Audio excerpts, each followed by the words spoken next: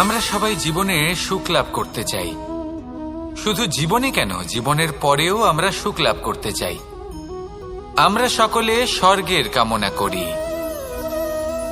কিন্তু খুব সহজ একটা কথা, যদি আপনি স্বর্গ লাভ করতে চান তাহলে প্রথমে মৃত্যু লাভ করতে হবে। আপনি যদি প্রাণই না দেন তাহলে আপনি স্বর্গ লাভ কিভাবে করবেন, তাই না? শুধু এই ছোট্ট একটা বিষয় দ্বারা আমরা জীবনে অনেক কিছুই শিখতে পারি। যদি আপনার কোনো লক্ষ্য থাকে, কোনো মনোবাঞ্ছিত স্থান থাকে, কোনো বড় কাজ আপনি করতে চান, তাহলে সেই সবই হবে। কিন্তু শুধুমাত্র কামনা করলে হবে না, আপনাকে কর্ম করতে হবে, নিরন্তর প্রয়াস, পরিশ্রম, পথ খুঁজতে হবে, সামনে অগ্রসর হতে হবে। কখনো অসফল হলে তার কারণ খুঁজতে হবে, বিপদের সম্মুখীন হতে হবে, অন্তর থেকে নিজের শক্তি বাড়িয়ে তুলতে হবে। তবেই আপনি নিজের লক্ষ্য লাভ করতে পারবেন, মনোবাঞ্ছিত স্থান পাবেন। মহান নদী গঙ্গা একটি বিন্দু দ্বারা শুরু হয়, ধীরে ধীরে অগ্রসর হয়। কোনো পাথরে ধাক্কা খেলেও সে থামে না, বরং এগোতেই থাকে। তারপরেই সে মহান নদী গঙ্গা হয়ে উঠতে পারে।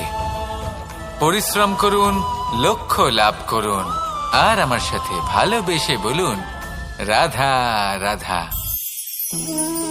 এগুলো হলো নিম পাতা। যদি এগুলো চেখে দেখেন তাহলে মুখ বিকৃত হবে। এগুলো কি তেঁতো খেতে, হে নারায়ণ! এর থেকে বেশি তিক্ত সংসারে আর কিছুই হতে পারে না। হয়তো আপনি এগুলো ফেলেও দেবেন।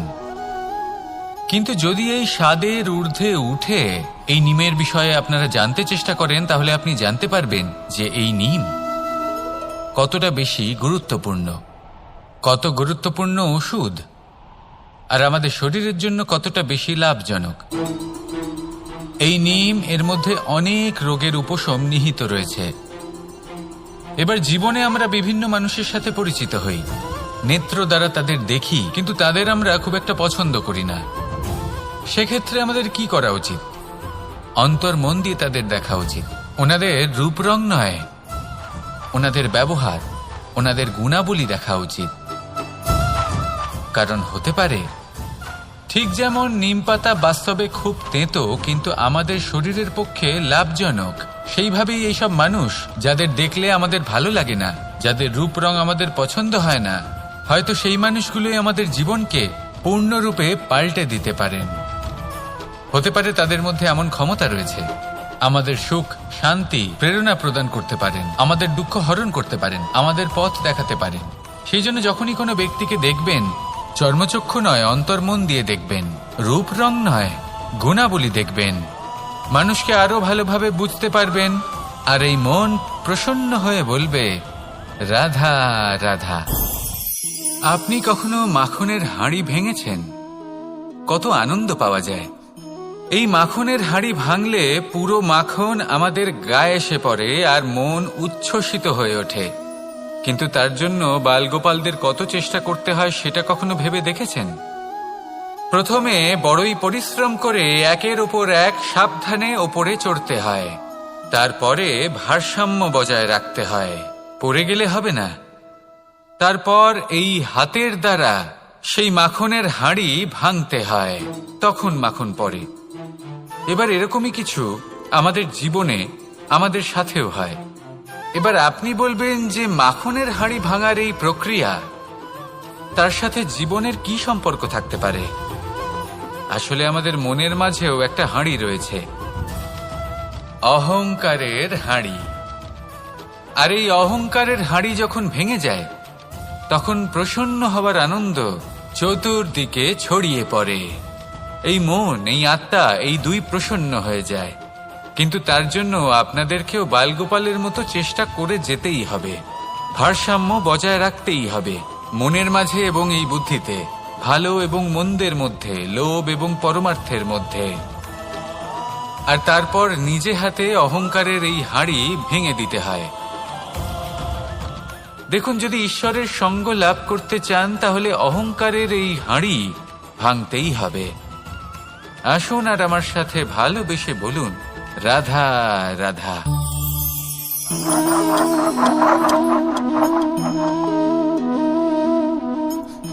কোনো ব্যক্তিকে নিশ্চয়ই দেখেছেন যিনি নিজে কাঠ কাটার এই কাজে নিপুণ এবং অভিজ্ঞ।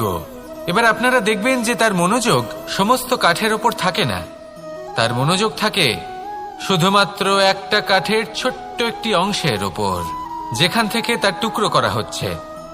কিন্তু সেটা উনি কেন করেন? যদি এটা উনি না করেন তাহলে সেই কাঠ সঠিক পদ্ধতি এবং তাড়াতাড়ি কাটা যাবে না। জীবনেও তাই হয়ে থাকে। আপনি হয়তো কোনো লক্ষ্য স্থির করেছেন বা পথ নির্বাচন করেছেন বা কাজ স্থির করেছেন যেটা আপনি করেই ছাড়বেন।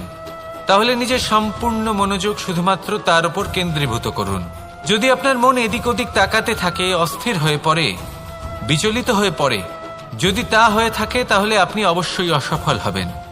তাই কর্মঠ থাকুন, নিরন্তর কর্ম করতে থাকুন এবং পূর্ণ মনোযোগ দিয়ে নিজের কাজ করুন। নিজের পথে অগ্রসর হন বা নিজের লক্ষ্য প্রাপ্ত করতে চেষ্টা করুন। তারপর দেখুন কি হয়, কিভাবে উচিত পথে এবং তীব্র গতিতে আপনার লক্ষ্য আপনার কাছেই পৌঁছে যায়। আর আপনার এই মন প্রসন্ন হয়ে বলে, রাধা রাধা। আলস্য আপনার আরো একটা অত্যন্ত বড় শত্রু, যা আপনার মনের মধ্যে বসবাস করে আর ধীরে ধীরে আপনার কার্য শরীরের একটা অংশ হয়ে ওঠে। সব কাজে দেরি করিয়ে দেয়, সবকিছু নষ্ট করে দিতে পারে এই আলস্য। এই কাজ আজকে হলো না, কোনো ব্যাপার নয়, কালকে করে নেব। প্রকৃতি আমাদের এটা শেখায় না। ভেবে দেখুন, যদি সূর্য এটা ভাবে যে কাল উদিত হব না, কিছুদিন পরে উদয় হব, তাহলে কি হবে? সমগ্র পৃথিবীর বিনাশ হয়ে যাবে, ঠিক কি না? দেখুন, এই আলস্য নিয়ে খুব সুন্দর একটা কথা আছে, আলস্যস্য কুত বিদ্যা। অর্থাৎ যিনি অলস হয়ে বসে থাকেন তিনি বিদ্যা লাভ করেন না, জ্ঞান লাভ করেন না, আর জ্ঞান না থাকলে তিনি ধন অর্জন করতে পারেন না। তার জীবনে সুখ স্বাচ্ছন্দ্যের অভাব থাকে, বন্ধুর অভাব থাকে। যেখানে সুখ স্বাচ্ছন্দ্য নেই, মিত্র নেই, আপনজন নেই, জ্ঞান নেই, সেখানে আনন্দ কিভাবে বাস করতে পারে? সেই জন্য কথায় আছে, যিনি কর্ম করেন তিনি এই সংসারে যে কোনো সুখ স্বাচ্ছন্দ্য ভোগ করতে পারেন। তাই কর্ম করুন, সময়কে সম্মান করুন, আর এই আলস্যের উপর বিজয় লাভ করুন। আর আমার সাথে ভালোবেসে বলুন, রাধা রাধা। সাফল্য এবং অসফলতা, মানুষের জীবন এই দুই চাকার ওপরই দাঁড়িয়ে থাকে, এর আশেপাশেই ঘুরতে থাকে। তাই সাফল্য এবং অসফলতা অত্যন্ত লাভদায়কও হতে পারে, আবার অত্যন্ত ক্ষতিকারকও হতে পারে। নির্ভর করছে মানুষের উপর। যদি কথা বলা হয় সাফল্যের, তাহলে যখনই সাফল্য আসে তখন সেই সাফল্য তার মাথায় চড়ে বসে। তিনি নিজের পথ থেকে সরে যান, লক্ষ্যভ্রষ্ট হয়ে যান, অনুচিত কাজের দিকে অগ্রসর হয়ে পড়েন, বিনাশের দিকে অগ্রসর হয়ে পড়েন। কিন্তু সেই সাফল্য যদি মাথায় চড়তে না দিয়ে মনের মাঝে বাস করে, তাহলে সে নিজের সাফল্য অনুভব করতে পারবে, নিজের কর্তব্য অনুভব করতে পারবে, ভাববে যে কিভাবে এই সাফল্য দ্বারা সমাজের কিছু মঙ্গল করা যেতে পারে, আর সেই সাফল্যই তার জন্য বরদান হয়ে যাবে। এবার যদি কথা বলি অসফলতার, তাহলে যখনই অসফলতা আসে তখন মানুষ তাতে মন খারাপ করে বসেন, দুঃখী হয়ে পড়েন, হেরে গেছেন বোধ করেন, জীবনে সামনে অগ্রসর হওয়ার সাহস করতেই পারেন না। তার কি করা উচিত? তার মন থেকে না ভেবে মস্তিষ্কের দৃষ্টিভঙ্গি দিয়ে ভেবে দেখা উচিত যে আমি এমন কি করলাম যাতে আমি অসফল হলাম। নিজেকে শুধরে নেওয়া উচিত। তখন এই অসফলতা মানুষের কাছে আশীর্বাদ প্রমাণিত হবে, আর পরের বার তিনি অবশ্যই সফলতা লাভ করবেন। তাই মনে রাখবেন, সাফল্য এবং অসফলতা আপনার জন্য লাভদায়কও হতে পারে, ঘাতকও প্রমাণিত হতে পারে, বিধ্বংসীকারীও হতে পারে। তা নির্ভর করছে আপনার উপর যে আপনি মস্তিষ্ক দিয়ে দেখতে চান নাকি হৃদয় দিয়ে দেখতে চান। শেষ পর্যন্ত সিদ্ধান্ত আপনারই। আসুন আর আমার সাথে ভালোবেসে বলুন, রাধা রাধা।